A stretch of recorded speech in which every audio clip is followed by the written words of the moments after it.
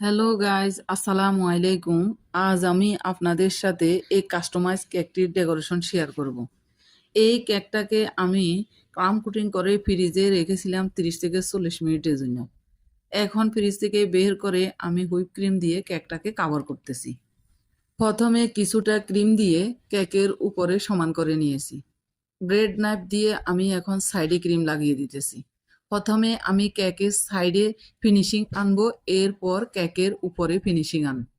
আপনারা যারা নতুন আছেন তারা পাইপিং ব্যাগে ক্রিম নিয়ে এরপর কেকটাকে সাইডে উপরে কাভার করবেন, এতে করে আপনাদের তাড়াতাড়ি ফিনিশিং চলে আসবে। আমি যখন প্রথম অবস্থায় কেক বানাই তখন আমি পাইপিং ব্যাগের মধ্যে ক্রিম নিয়ে পুরোটা কেকে দিয়ে কাভার করতাম। কেকের সাইডে ক্রিম লাগানোর পর আমি স্ক্র্যাপার দিয়ে সমান করে নিচ্ছি।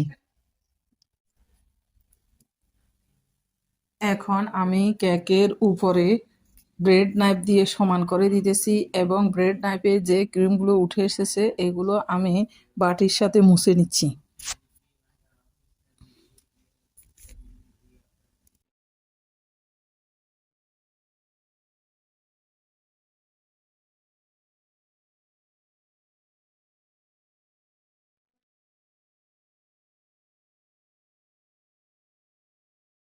হুইপ ক্রিমের এই কালারটা আমি এনেছি রেডম্যানের স্ট্রবেরি রেড কালার দিয়ে।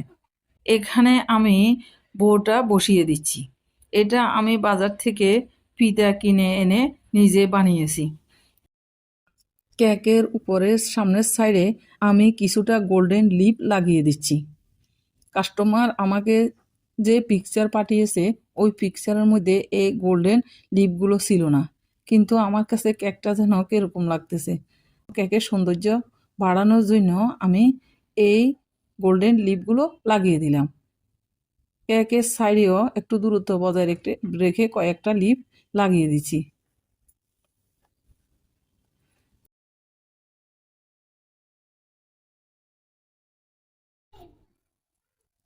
কেকের উপরে এখন আমি গোল্ডেন সুগার বল ছোট বড় সবগুলো মিলিয়ে দিয়ে দিতেছি।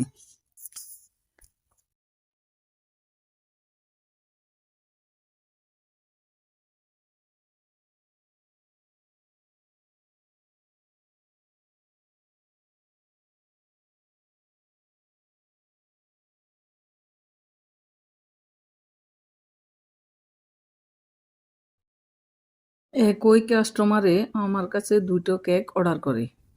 এই দুটো কেক একসাথে আমি ডেকোরেশন করেছি। কেকগুলো কেমন হয়েছে জানাবেন।